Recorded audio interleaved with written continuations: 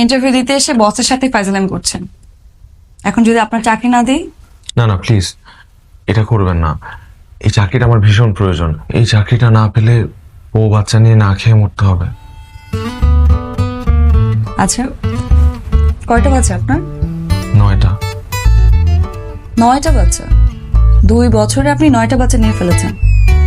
তাহলে বিয়ে করেছেন কয়টা? বেশি না, 6টা।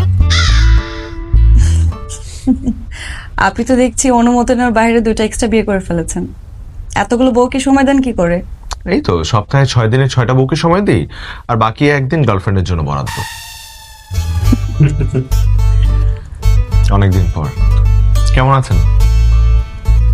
আপনি তো দেখছি ইন্টারভিউ দিতে এসে বসকে প্রশ্ন করছেন। আমি ভালো আছি, তবে এখন আর একটু বেটার ফিল করছি। আপনার কথাই তাহলে বস আমাকে বলছিল। হুম